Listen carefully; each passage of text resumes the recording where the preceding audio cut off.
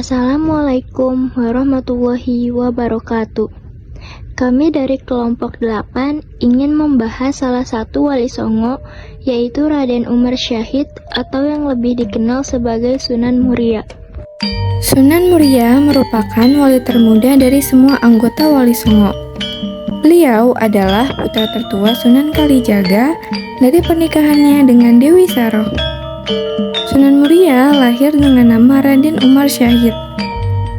Ada pula yang mengatakan nama kecilnya adalah Raden Prawoto. Dewi Saroh adalah putri dari Syekh Maulana Ishak.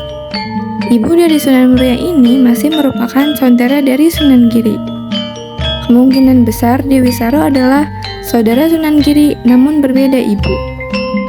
Kiprah Sunan Muria lebih berasal dari cerita tutur, berbeda dengan kiprah para anggota Wali Songo punya yang banyak terdokumentasikan dalam sejarah.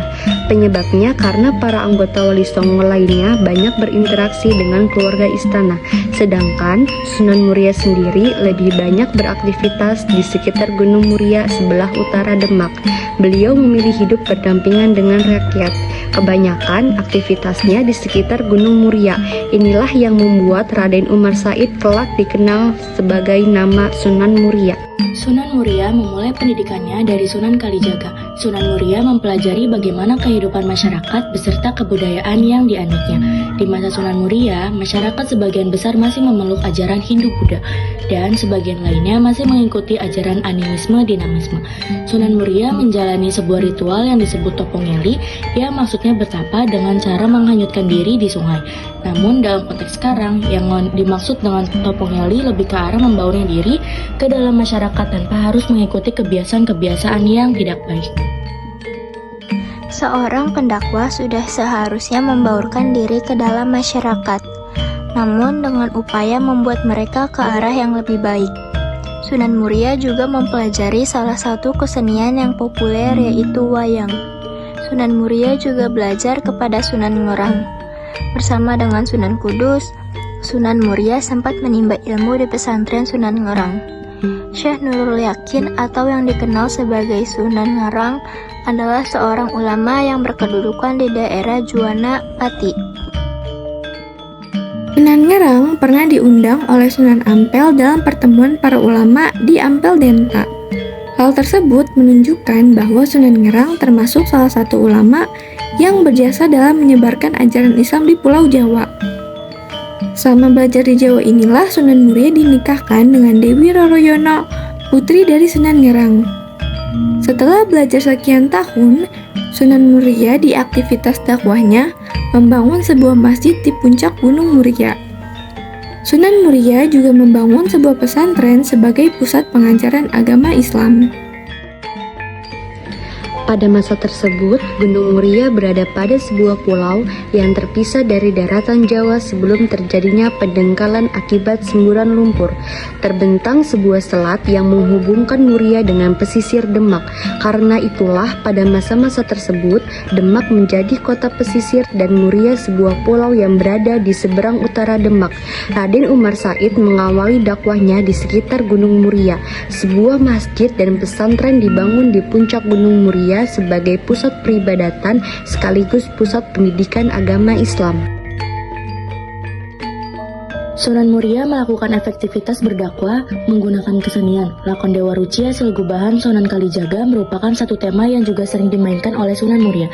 Sunan Muria juga membawakan lakon lainnya hasil gubahan Sunan Kalijaga, seperti Dewa Srani, Jamus Kalimasada, Begawan Sitani, dan Semar Ambaran Jantur.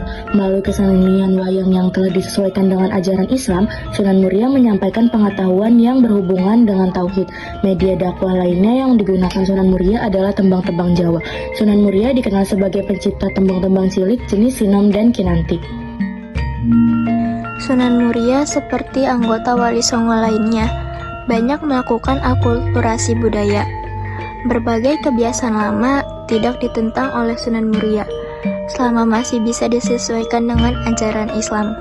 Seperti halnya tradisi keduri untuk orang yang meninggal. Sunan Muria memodifikasinya dengan mengisi bacaan dari surat Al-Quran.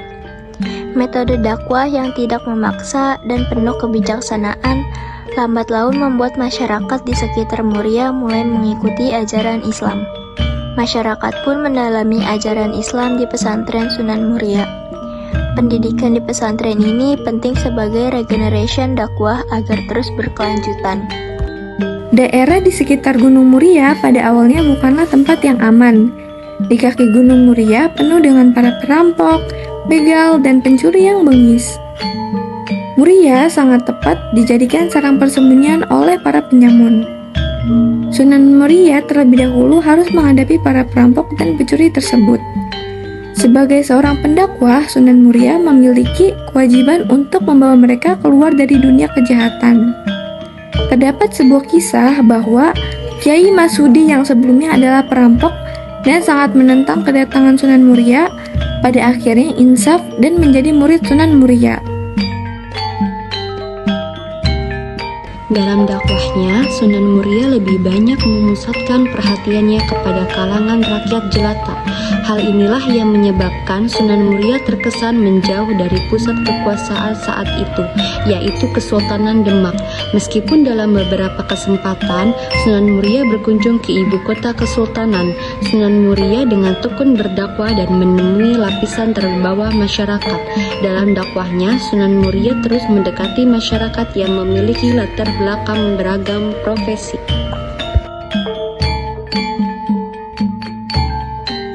Sunan Muria memberikan beberapa jenis keterampilan kepada penduduk agar mereka bisa memiliki waktu luang untuk mempelajari agama Islam. Perjuangan dakwah Sunan Muria berhasil menyebarkan Islam dari Gunung Muria hingga sampai beberapa wilayah di sekitarnya. Meskipun terkesan menjauh dari pusat kekuasaan, Sunan Muria memiliki loyalitas kepada Kesultanan Demak. Wafatnya Sultan Trenggono yang kemudian digantikan oleh putranya Sunan Prawoto ternyata memicu ketegangan politik. Arya Penangsa Adipati Jipang menuntut hak tahta kesultanan karena merasa memiliki hak untuk berkuasa atas Demak. Sunan Muria menyatakan mendukung tahta kesultanan tetap berada pada garis keturunan Sultan Trenggono, namun Sunan Muria memilih tidak terlibat dalam aktivitas politik.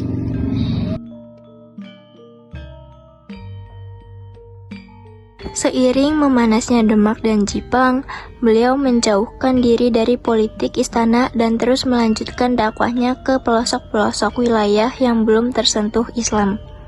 Sehingga akhir hayatnya, Sunan Muria konsisten dalam dakwahnya di kalangan rakyat jelata. Setelah tutup usia, beliau dimakamkan di kawasan puncak Gunung Muria. Sekian pembahasan tentang Sunan Muria. Apabila ada kesalahan dan kekurangan, kami mohon maaf yang sebesar-besarnya. Kami akhiri dengan ucapan terima kasih dan salam. Wassalamualaikum warahmatullahi wabarakatuh.